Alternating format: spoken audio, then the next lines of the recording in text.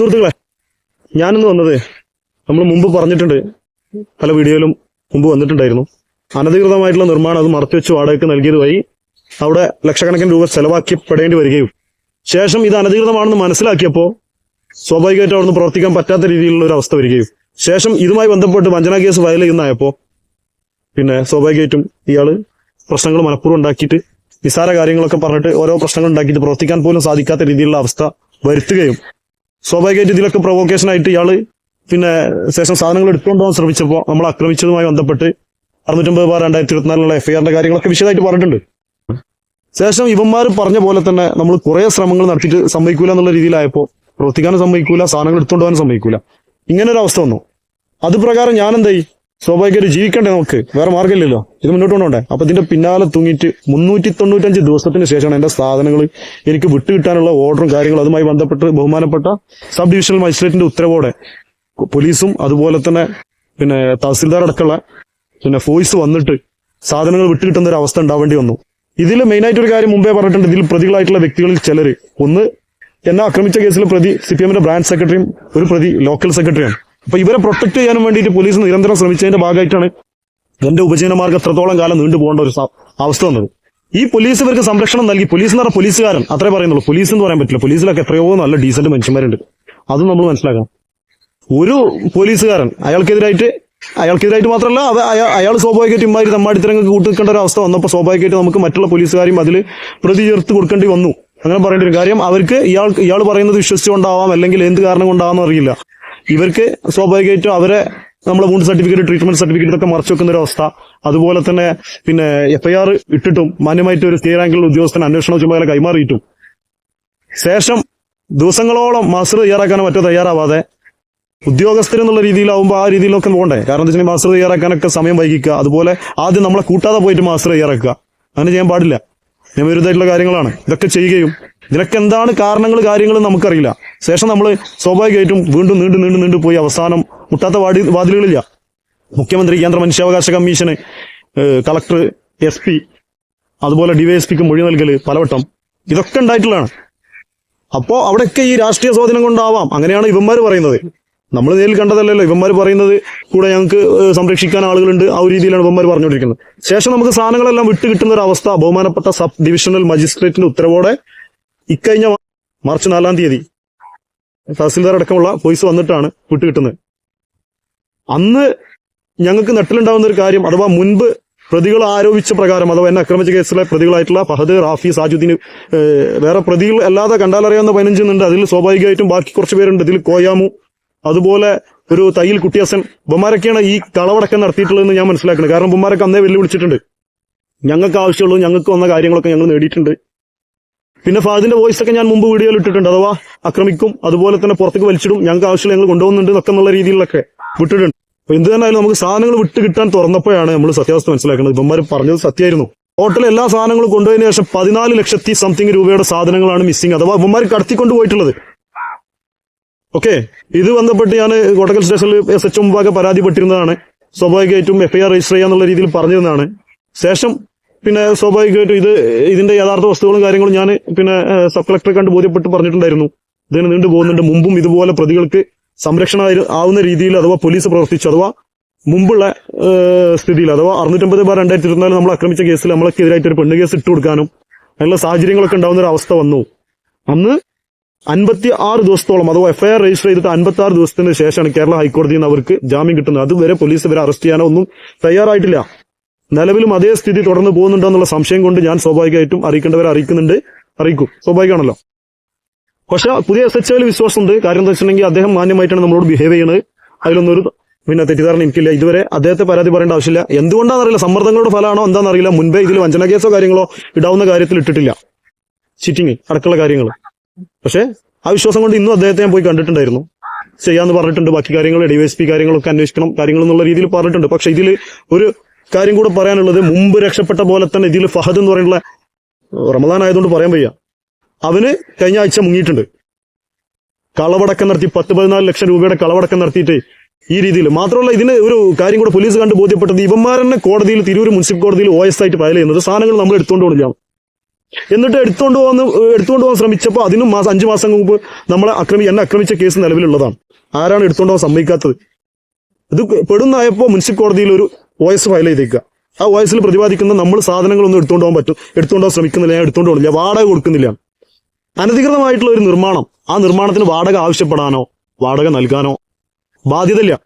ആ അനധികൃതമായി അത് നിർമ്മിച്ചത് കൊണ്ടാണ് സ്വാഭാവികമായിട്ടും ഞാൻ വഞ്ചിക്കപ്പെട്ടതും എന്റെ ലക്ഷക്കണക്കിന് രൂപ അവിടെ ചെലവാക്കേണ്ടി വന്നതും സ്വാഭാവികമായിട്ടും അവിടെ ഒരു പെർമിഷനോ കാര്യങ്ങളോ കിട്ടാത്തൊരവസ്ഥ വരികയും അതുമൂലം അവിടെ നിർത്തേണ്ട ഒരു അവസ്ഥ വരികയും സ്വാഭാവികമായിട്ടും ഇത് തയ്യാറാക്കി തരണമെന്ന് ആവശ്യപ്പെടുമ്പോൾ പ്രയാസങ്ങളും മറ്റുള്ളതൊക്കെ ഉണ്ടാക്കുന്ന ഒരു അവസ്ഥയിലേക്ക് വരുന്നതും നഷ്ടങ്ങൾ വീണ്ടെടുക്കേണ്ടി വരും എന്നുള്ള കാര്യങ്ങൾ പറയേണ്ടി വരുമ്പോൾ ആ ഒരു രീതിയിൽ മുന്നോട്ട് പോകാൻ സമ്മതിക്കാത്ത രീതി സ്വാഭാവികമായിട്ടും ഇതിൽ ഇത്രത്തോളം കളവ് നടന്നിട്ടുണ്ട് എന്നുള്ളത് എനിക്ക് ബോധ്യപ്പെട്ടതും എന്റെ നിയമപരമായിട്ടുള്ള അറിവുകളിൽ നിന്ന് അഥവാ ഇത്രയും കാര്യങ്ങൾ നശിച്ചിട്ടുണ്ടെന്നും നശിച്ച സാധനങ്ങൾ എന്ന ലക്ഷക്കണക്കിന് രൂപയുടെ സാധനങ്ങൾ നശിച്ചു പോയി.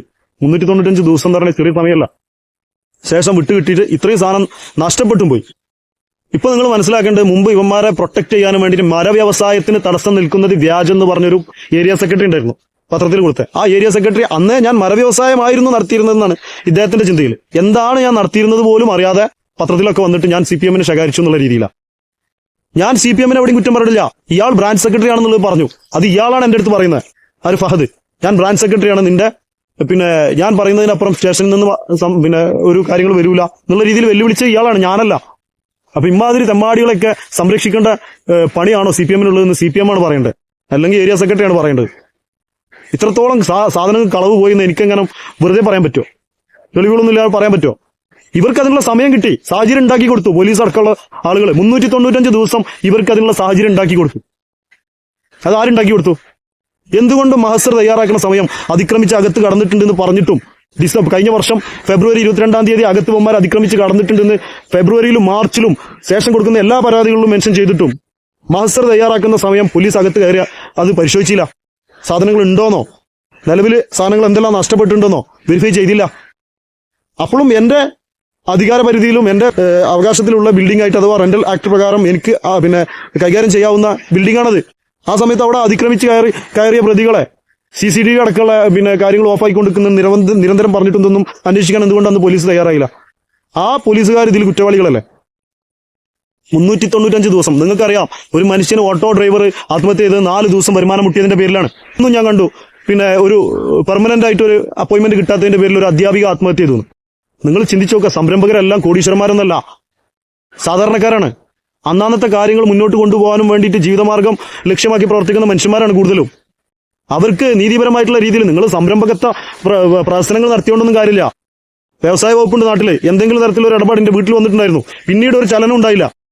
അവരൊക്കെ ഇതിന് ഉത്തരവാദികളാണ്. 14 ലക്ഷം രൂപയുടെ സാധനങ്ങളാണ് മിസ്സിങ്. പുറമെ 4 ലക്ഷത്തി ചില്ല രൂപയുടെ സാധനങ്ങൾ പൂർണ്ണമായിട്ട് നശിച്ചു പോയിട്ടുണ്ട്. ഇതൊക്കെ പോലീസും തഹസിൽദാരൊക്കെ കണ്ട് ബോധ്യപ്പെട്ട കാര്യങ്ങളാണ്. പുറമേയുള്ള കാര്യങ്ങൾ നഷ്ടങ്ങൾ പറഞ്ഞു 395 ദിവസം വരുമാനം മുട്ടിച്ചത് എത്ര ലക്ഷം രൂപയുടെ നഷ്ടം എനിക്ക് ഉണ്ടായിട്ടുണ്ടാവും? പുറമെ ബാക്കിയുള്ള നഷ്ടങ്ങളൊന്നും ആലോചിച്ച് ഗുഡ്വിൽ കാര്യങ്ങൾ, ഒരു സംവിധാനത്തിന്റെ ഗുഡ്വിലും കാര്യങ്ങളൊക്കെ നഷ്ടപ്പെടുന്ന രീതിയിൽ ഒക്കെ സിവിലായിട്ടുള്ള കാര്യങ്ങളാണ്. അതൊക്കെ ഞാൻ ബന്ധപ്പെട്ട രീതിയിൽ മുന്നോട്ട് തന്നെ പോകും. ഇത്തരത്തിൽ കൃമികൾക്ക് അഴിഞ്ഞാടാനുള്ള അവസരം ഉണ്ടാക്കി കൊടുക്കുന്നതല്ല രാഷ്ട്രീയ പ്രവർത്തകർ ചെയ്യേണ്ട കാര്യങ്ങൾ. രാഷ്ട്രീയ നാട്ടുകാർക്കും നാട്ടിലെ സാമ്പത്തിക വ്യവസ്ഥക്ക് താളം തെറ്റുന്ന രീതിയിൽ പ്രവർത്തിക്കുന്ന കൃമികളെ തുരത്താനുള്ള മാർഗങ്ങളാക്കി മാറ്റണം. എത്ര കാലം ഈ രീതിയിൽ സാമ്പത്തിക ചൂഷണങ്ങളും കാര്യങ്ങളും നടത്തിയിട്ട് സർക്കാർ ജനങ്ങളെ നികുതി ഭാരം ഏൽപ്പിച്ച് മുന്നോട്ട് പോകും? സംരംഭകത്വ വികസന പദ്ധതികളൊക്കെ നടപ്പിലാക്കി മാത്രം പോയാൽ പോരാ. പദ്ധതികൾ നടപ്പിലാവുന്നുണ്ട്, നടപ്പിലാക്കാനുള്ള തയ്യാറെടുപ്പ് മാത്രം നടത്തിയാൽ പോരാ, നടപ്പിലാവുന്നുണ്ടോ എന്നും കൂടെ നിങ്ങൾ നോക്കണം. കൂടുതലൊന്നും പറയണില്ല, നിർത്തുന്നു. ഇപ്പൊ തന്നെ ഒരു പ്രതി നിലവില് ഫഹദ് ഗൾഫിലേക്ക് മുങ്ങിയിട്ടുണ്ട്. അവൻ ബ്രാഞ്ച് സെക്രട്ടറിയാണ്. സമയത്തിന് അവന് മുങ്ങാൻ കഴിഞ്ഞ പ്രാവശ്യം മുങ്ങി 56 ദിവസത്തോളം വീട്ടിൽ പോലും കയറാത്ത രീതിയിൽ നിന്നു. ഇപ്രാവശ്യം അതിനുള്ള സംരക്ഷണം ഉണ്ടാവുന്നുണ്ടോന്നുള്ള സംശയമുണ്ട്. കഴിഞ്ഞ പ്രാവശ്യം പൂർണ്ണമായിട്ട് സംരക്ഷണം ഉണ്ടാവേണ്ട ഒരവസ്ഥ വന്നു പോലീസിന്റെ ഭാഗത്തുനിന്ന്. ഇപ്രാവശ്യം ഉണ്ടാവില്ല എന്ന് പ്രതീക്ഷിക്കണു. എന്തായാലും ഫഹദ് മുങ്ങി, ബാക്കി പ്രതികൾ നിലവിൽ നാട്ടിലുണ്ട്. ഇവരെ ന്യായമായിട്ട് നിയമപരമായിട്ടുള്ള ശിക്ഷാരീതികൾ പ്രയോഗിക്കണമെന്നും, അല്ലെങ്കിൽ എന്റെ സാധനങ്ങൾ എവിടെ പോയി ഇതുവരെ ബോധ്യപ്പെടുത്തി തരണ്ടേ രീതിയിൽ റിപ്പോർട്ട് കൊടുത്തിട്ടുള്ളത് കോട്ടക്കൽ പോലീസ് റിപ്പോർട്ട് കൊടുത്തിട്ടുള്ളത് സാധനങ്ങൾ കയറ്റുകയും ഇറക്കുകയും ചെയ്തിട്ടുണ്ടെന്നാണ്. ഇറക്കാനുള്ള ശ്രമം, ഒരു നിർമ്മാണ പ്രവർത്തനം പൂർണ്ണമായി ഉദ്ഘാടനം പോലും നടത്താത്ത സ്ഥാപനത്തിൽ ഇറക്കാനുള്ള സാഹചര്യം ഉണ്ടായിട്ടില്ല, കയറ്റാനേ ഉണ്ടായിട്ടുള്ളൂ. ഓക്കെ, പിന്നെ ഉണ്ടായിട്ടുണ്ടെങ്കിൽ അതിന്റെ എന്ത് തെളിവാണ് കൊടുക്കാൻ പറ്റിയിട്ടുള്ളതെന്ന് എനിക്കറിയില്ല. ഇനിയിപ്പോ എന്റെ വാക്കും കേട്ടിട്ടാണല്ലോ ഒക്കെ പറഞ്ഞിട്ടുണ്ടാവുക. പിന്നെ ബാക്കിലൂടെ വഴി ഉണ്ടെന്ന്, ഈ ബാക്കിലൂടെയുള്ള വഴിക്ക് എനിക്ക് സ്വാഭാവികമായിട്ടും ആക്സസ് ഇല്ലാത്ത സ്ഥലമാണ് ബാക്കിലേക്കുള്ള വഴി എന്ന് പറയുന്നത്. അഥവാ ഇവന്റെ വീടിനോട് ചേർന്ന് അവിടെ ഒരു പൂച്ചക്കുഞ്ഞ് വന്നാൽ പോലും ഇവനറിയും, ആര് പ്രതി മുഹമ്മദ് റാഫി അറിയും. കാരണം ഈ ഗേറ്റ് തുറന്നാൽ അവന്റെ വീട്ടിലേക്ക് ഒരു ഭിക്ഷക്കാരൻ വന്നാൽ പോലും അവനറിയും. കാരണം ഈ വീടിന് സമാന്തരമായിട്ടാണ്. സ്വാഭാവികമായിട്ട് ഒരു സാധനം എടുത്തുകൊണ്ട് പോകണമെന്നുണ്ടെങ്കിൽ മണിക്കൂറുകൾ അവിടെ ഞാൻ വണ്ടി നിർത്തി ലോഡ് ചെയ്യണം. 650/2024 എന്നുള്ള കേസ് FIR ഇട്ടതിന് ശേഷം എനിക്കെതിരായിട്ട് 830 എന്നുള്ള രീതിയിൽ ഒരു കൗണ്ടർ കേസ് ഇട്ടിട്ടുണ്ട്. അതിൽ ഞാൻ അവന്റെ ഭാര്യനെ പീഡിപ്പിച്ചു എന്നാണ് പറഞ്ഞിട്ടുള്ളത്. ഒന്ന് ചിന്തിച്ചു നോക്കിയേ, അവന്റെ ഭാര്യനെ ഞാൻ പീഡിപ്പിച്ചു എന്ന്. അപ്പൊ അങ്ങനെ പീഡന കേസിൽ ഉൾപ്പെട്ട ഒരു വ്യക്തിക്ക് അവിടെ അവന്റെ മുറ്റത്ത് കയറാൻ പറ്റുമോ പിന്നീട്? ഇതെന്താ പോലീസ് ചിന്തിക്കാത്തത്? ഇതൊക്കെ എന്താന്ന് വെച്ചിട്ടുണ്ടെങ്കിൽ മനുഷ്യർക്ക് ജീവിക്കാൻ നാട്ടിൽ ഒരു സ്വാതന്ത്ര്യവും കിട്ടുന്നില്ല എന്നുള്ളതാണ്. കാരണം എന്ത് തെമ്മാടിത്തരം ചെയ്താലും ഇതിന് പ്രോത്സാഹനമാവുന്ന രീതിയിൽ ചില രാഷ്ട്രീയ കക്ഷികൾ നിന്നു കൊടുക്കുന്നത് ശരിയല്ല. ഇത് തീർത്തും അപഹാസ്യമായിട്ടുള്ള കാര്യമായി നിങ്ങൾക്ക് തന്നെ മാറും. അത് നിങ്ങൾ മനസ്സിലാക്കണം. അന്നേ ഞാൻ പറഞ്ഞിട്ടുണ്ട്, നിങ്ങൾ ചെയ്യുന്നത് ശുദ്ധ തെമ്മാടിത്തരാണെന്ന്. കാരണം കള്ളനെയും കൊള്ളക്കാരനൊക്കെ സംരക്ഷിക്കേണ്ട ചുമതല ഒരു പാർട്ടിക്കുമില്ല. സ്വന്തം പാർട്ടിയിൽ പുഴുക്കുത്തുകൾ ഉണ്ടെങ്കിൽ പുറത്തു കളയണം. അത് നിങ്ങൾ ചെയ്യേണ്ട ബാധ്യതയാണ്. സമൂഹത്തിന്റെ സേവനാണ് നിങ്ങൾ ലക്ഷ്യം വെക്കുന്നതെങ്കിൽ ദയവ് ചെയ്തിട്ട് ഈ ഒരു കാര്യത്തിൽ നിയമപരമായിട്ട് ഇപ്പൊ തന്നെ എനിക്ക് 10-14 ലക്ഷം രൂപയുടെ കളവ് മാത്രം നടന്നതിലൂടെ നഷ്ടമുണ്ട്. ഇതിനൊക്കെ റെക്കോർഡിക്കലി തെളിവുകളുള്ളതാണ്. അപ്പൊ നിങ്ങൾ മനസ്സിലാക്കണം, ഈ ഒരു രീതിയിൽ അഴിഞ്ഞാടിയ സുബ്ഹാനല്ലാഹ്, ഈ ഒരു രീതിയിൽ അഴിഞ്ഞാടിയ വ്യക്തികളെ സംരക്ഷിക്കേണ്ട ബാധ്യത ആർക്കാണുള്ളത്? അവരും കൂടെ ഇതിൽ പ്രതികളാണ്. നല്ലൊരു മാസല്ലേ? അപ്പൊ മനസ്സിലാക്കുക കേട്ടോ.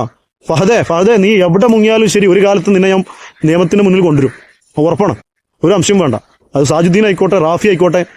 ഓക്കെ, റാഫിക്ക് ഇതിന് വേണ്ട സംരക്ഷണം പൂർണ്ണമായിട്ട് കൊടുത്തത് നീയാണ്. കാരണം നീ ചെയ്തിട്ടുണ്ട്. കാരണം നീ എൻ്റെ അടുത്ത് പറഞ്ഞിട്ടുണ്ട് പുറത്തേക്ക് വലിച്ചിടും, പിന്നെ എനിക്ക് വേണ്ട സാധനങ്ങളൊക്കെ കളവ് നടത്തും എന്നൊക്കെ നീ എൻ്റെ അടുത്ത് പറഞ്ഞിട്ടുണ്ട്. അതിലപ്പുറം നീ കൂടെ പ്രതിയല്ലേ. നീ അതിലൊന്നും പിന്നെ തൽക്കാലം ഗൾഫിലേക്ക് മുങ്ങിയെന്നുകൊണ്ട് രക്ഷപ്പെടാനൊന്നും പോകുന്നില്ല. അത് തൽക്കാലം മാത്രമാണ്. ഓക്കെ, നിർത്തണം.